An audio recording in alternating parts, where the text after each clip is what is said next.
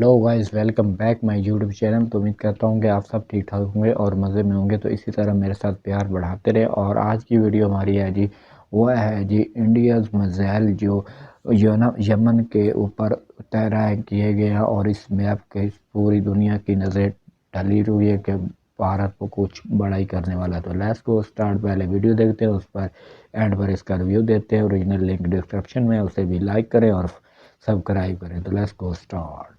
तो दोस्तों इस मैप को बहुत ध्यान से देखिए क्योंकि पूरी दुनिया इस मैप को देख रही है। क्यों? क्योंकि ये मैप है लाल सागर और अरब सागर का, और इसमें यह दिखाया गया है कि भारतीय नौसेना ने पिछले 24 घंटों के अंदर कहां कहां युद्धपोत तैनात किए हैं। और कोई ऐसे वैसे युद्धपोत नहीं है, हम बात कर रहे हैं मिसाइल डिस्ट्रॉयर की। और जिन्हें नहीं पता, तो नौसेना में सबसे बड़ा और सबसे शक्तिशाली हथियार होता है एयरक्राफ्ट कैरियर, और एयरक्राफ्ट कैरियर से ठीक नीचे आता है मिसाइल डिस्ट्रॉयर। और भारत ने ये मिसाइल डिस्ट्रॉयर तैनात कर दिए हैं यमन के हूती विद्रोहियों को काउंटर करने के लिए। और इस तैनाती को देखकर दुनिया भर के तमाम मिलिट्री एक्सपर्ट कह रहे हैं कि भारत यहां पर कुछ बड़ा कर सकता है। ऐसा क्यों? आप खुद देख लीजिए। जैसा कि आप इस मैप में देख सकते हैं, भारत का एक युद्धपोत आईएनएस कोलकाता तैनात किया गया है बिल्कुल लाल सागर के मुहाने पर। जिन्हें नहीं पता, आईएनएस कोलकाता बहुत ही ज्यादा बड़ा, महंगा और खतरनाक हथियार है। इसकी तैनाती लाल सी के बिल्कुल मुंह पर करना एक बहुत बड़ी बात है। इतना ही नहीं, हमने अपना दूसरा युद्धपोत तैनात किया है आईएनएस कोची नॉर्दर्न अरेबियन सी में, यानी कि आप देख सकते हैं ओमान पाकिस्तान के बीच का जो समुद्र है बिल्कुल वहां पर तैनात किया गया है। और इसके ठीक सामने अरब सागर का वो मुहाना है जहां से दुनिया भर का करीबन 40% तेल होकर गुजरता है। और क्योंकि खबरें ये आ रही थी कि जो भारतीय शिप पर अब से 4 दिन पहले हमला हुआ, वो हमलावर ड्रोन या मिसाइल ईरान की जमीन से आई है, इसलिए भारत ने ये युद्धपोत वहां तैनात कर दिया है ताकि अगर भविष्य में उस इलाके की तरफ से भारत पर कोई भी ड्रोन या मिसाइल अटैक होता है तो आईएनएस कोची उसे काउंटर करेगी और उसे रास्ते में ही ध्वस्त कर देगी।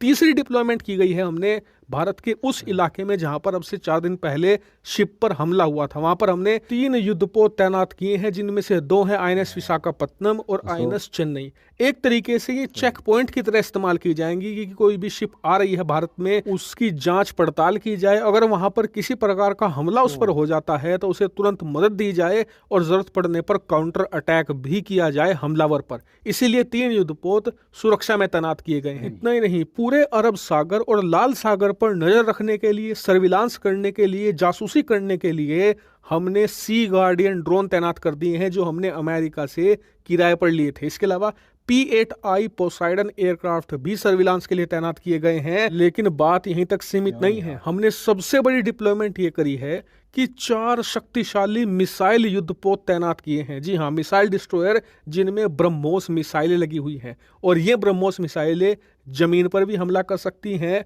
और हवा में किसी प्रकार का ड्रोन आ रहा है, लड़ाकू विमान आ रहा है, उसे भी मारकर गिरा सकती है। लेकिन सबसे खास बात, ये युद्धपोत क्या पता कितने महीनों तक तैनात रहे। ऐसे में यहाँ पर जो क्रू मेंबर हैं, उन्हें खाना पानी इनकी जरूरत पड़ सकती है, हथियारों की जरूरत पड़ सकती है। तो उसके लिए आईएनएस दीपक को तैनात कर दिया गया है, जो इन युद्धपोतों को मदद करेगा इन मामलों में। यानी कि आप देखिए कि भारत ने पूरा एक चक्रव्यूह रच दिया है। क्योंकि कई जो आरोप लग रहे थे कि ईरान हमले करवा रहा है, कोई कह रहा था हूती हमले करवा रहे हैं, कोई कह रहा है कि कोई अदृश्य शक्ति है जो भारत को इस मामले में घसीटना चाहती है, वो हमले करवाकर भारत को भड़का रही है। तो भारत ने इस 7 पॉइंट फॉर्मूला से ना जितने भी युद्धपोत तैनात किए हैं, उससे पूरा अरेबियन सी कवर हो गया है। पूरा का पूरा जो रेड सी है वो कवर हो गया है। यानी कि अगर कहीं से भी हमला होगा तो भारत को पहले ही पता चल जाएगा और भारत उसे रोक देगा। लेकिन कई जो एक्सपर्ट हैं उनका मानना है कि इतनी बड़ी डिप्लॉयमेंट आम बात नहीं है, क्योंकि भारत ने जिस लेवल के हथियार तैनात किए हैं, ऐसे हथियार अमूमन युद्ध जैसी स्थिति में तैनात किए जाते हैं दुश्मन को ध्वस्त करने के लिए। इसके अलावा राजनाथ सिंह जी, जो हमारे डिफेंस मिनिस्टर हैं, उनका बयान आया है कि सरकार पाताल से भी हमलावरों को ढूंढ निकालेगी और उन्हें सजा दी जाएगी और भारतीय नौसेना अपनी ताकत दुनिया को दिखाएगी।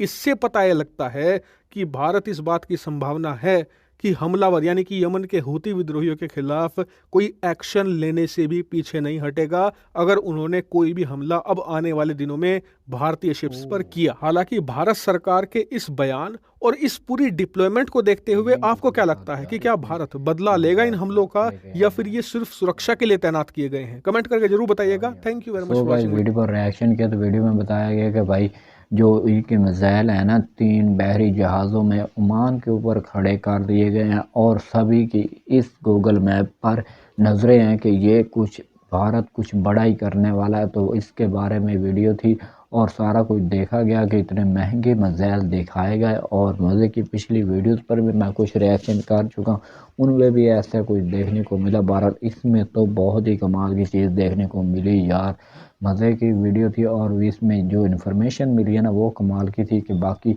जो है ना सारा कुछ है। बाकी इस चीज़ पर इंडिया बहुत गौर कर रहा है, अपने हथियारों पर, अपने फौजियों पर, अपनी आर्मी पर बहुत ज़ोर दे रहा है। बहुत सारी वीडियोज़ आ रही हैं। उम्मीद है कि आज की वीडियो को पसंद आई। अगर पसंद है तो वीडियो को लाइक करें, चैनल को सब्सक्राइब करें। तो मिलते हैं नेक्स्ट वीडियो के अंदर, तब के लिए बाय बाय।